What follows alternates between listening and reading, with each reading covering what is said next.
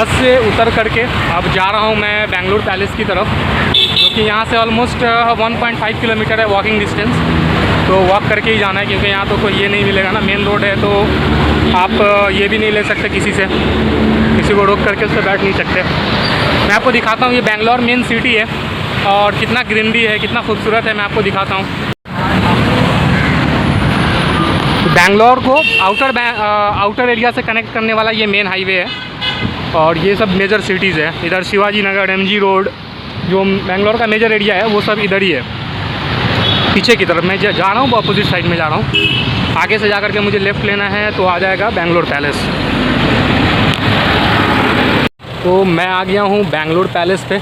काफ़ी hectic journey रहा, मुझे रास्ता ही समझ में नहीं आ रहा था। तो करीब 15-20 मिनट इधर उधर वॉक करने के बाद फाइनली मैंने एक ऑटो ले लिया और ऑटो वाले ने मुझे यहाँ ड्राइव कर दिया। ये लोकेशन आप पीछे बैक साइड में देख रहे हो, यही है बेंगलुरु पैलेस। कोई बहुत बड़ा नहीं है, जस्ट एज एवरेज कह सकते हैं इसको हम। कोई बहुत बड़ा तो नहीं मुझे समझ में आ रहा है, ठीक ठाक है, बस एवरेज है। और इसके अंदर भी नहीं जा रहा मैं, क्योंकि कुछ खास नहीं है, बस ऐसे ही पैसे लेने के लिए इन्होंने बहुत घेराबंदी कर रखा है। 200-250 रुपये टिकट लेते हैं और इसका यूज़ करते हैं अब और शादी के लिए। 1875 में इसे अंग्रेज़ों ने बनाया था। ये किसी का राजघराने से जुड़ा हुआ नहीं है, ये अंग्रेज़ों का बनाया हुआ है उसी ज़माने का। जो इसे वो एक स्कूल के प्रिंसिपल थे, अंग्रेज़ थे, उसी ने इसे बनाया था और वो उसका प्राइवेट प्रॉपर्टी होता था। आज भी कोई फैमिली इसे ख़रीद चुकी है और वो एज ए प्राइवेट प्रॉपर्टी इसका यूज़ करती है मैरिज हॉल के तौर पे। तो ठीक ठाक है, बस एवरेज है, कोई बहुत बड़ी चीज़ नहीं है कि आप यहाँ आओ और बहुत ज़्यादा टाइम स्पेंड करो। कैंपस है काफ़ी बड़ा सा, मतलब काफ़ी, हाँ, बहुत बड़ा कैंपस है कह सकते हैं इसको। और पेड़ पौधे लगे हुए हैं, पुराने ज़माने का पेड़ है इसके अंदर बस। और ठीक ठाक है, कुछ बहुत ज़्यादा ये ओवर रेटेड है। 250 रुपीज़ टिकट है अंदर जाने का, तो कोई मतलब नहीं बनता अंदर जा कर के फिर 200-250 रुपये खर्च करो। इसीलिए मैं सोच रहा हूँ इधर से ही बस देख करके निकल लूँ।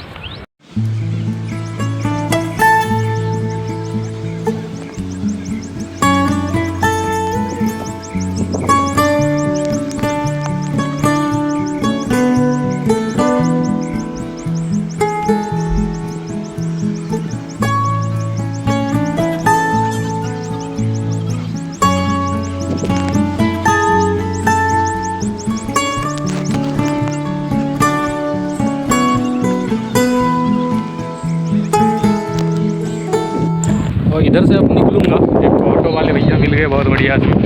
उन्हीं के ऑटो से मैं सोच रहा हूँ अब विधानसभा या कवंस पार्क, दोनों में से कोई, दोनों एक्चुअली आमने सामने है। विधानसभा और कवंस पार्क बिल्कुल आमने सामने है। तो उन्हें मैं कहूँगा कि भाई आप मुझे विधानसभा पे ड्रॉप कर दो और फिर कवंस पार्क के गेट पे ड्रॉप कर दो, और फिर उसके बाद में वापस इसी बस स्टैंड पे आकर के, और वो टीपू सुल्तान के पैलेस भी जाना है, टीपू सुल्तान के पैलेस भी जाना है, तो उधर भी हो करके उसके बाद फिर वापस ये बस स्टॉप पे आ जाऊँगा।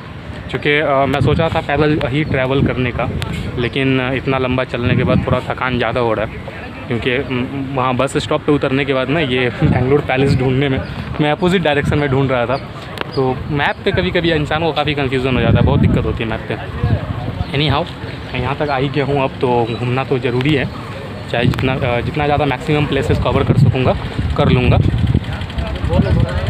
ये है बेंगलुरु पैलेस। मैं अंदर नहीं गया हूँ, अंदर जाने का कोई मतलब नहीं बनता, बस वही टेबल वेबल रखा हुआ है कि यहाँ पे वो अंग्रेज़ खाना खाता था, और ये उसका डाइनिंग टेबल था, उसका डाइनिंग टेबल था, ये उसका बेडरूम था, इस टाइप का, और कुछ खास नहीं है, इसलिए मैं अंदर नहीं जा रहा। इधर से ही मुझे, यहाँ पर से ही मैं अब जाऊँगा कवंस पार्क, विधानसभा, टीपू सुल्तान का पैलेस और बोटेनिकल गार्डन। शायद बोटेनिकल गार्डन कंपल्सरी नहीं है, क्योंकि मैं बोटेनिकल गार्डन ऑलरेडी ऊटी का घूम चुका हूँ, जो कि बहुत बड़ा है और बहुत खूबसूरत है। इससे ये तो कुछ भी नहीं है, बेंगलोर का बोटेनिकल गार्डन उसके सामने कुछ भी नहीं है, इसीलिए वहाँ जाना कोई बहुत ज़रूरी नहीं है। और यहीं से मुझे 2-3 जगह और घूम करके आज का ट्रिप को मैं कंक्लूड करूँगा। आपको कैसा लग रहा है बेंगलोर पैलेस, ज़रूर बताएं। और क्या अगर आप इधर आए हैं तो क्या अंदर गए थे, अंदर जाना कैसा रहा था, आपको भी लग रहा था पैसा बर्बाद हो गया या फिर ठीक था।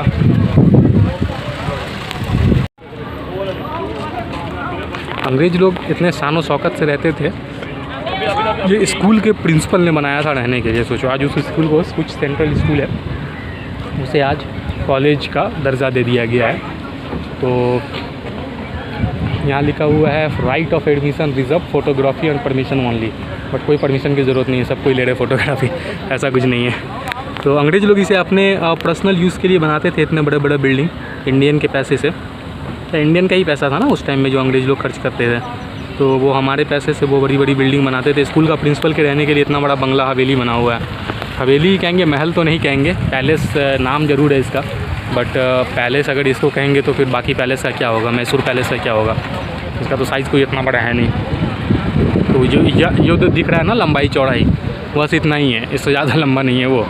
तो और अंदर में भी कुछ नहीं है, अंदर में तो और चौड़ाई इसकी तो और कम है, जो लंबाई तो काफ़ी है, चौड़ाई इसकी मेरे हिसाब से कितना होगा 50 फुट होगा, उससे ज़्यादा नहीं है,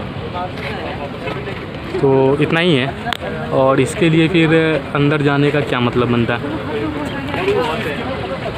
चलो और क्लोज शॉट ले लेते हैं।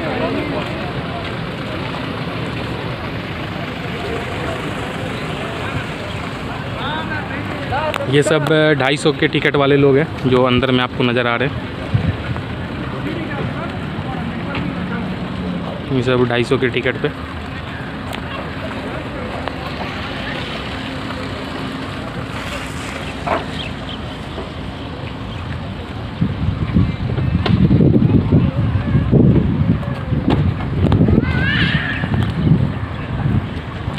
ठीक है, फिर मिलते हैं आपको नेक्स्ट डेस्टिनेशन पे।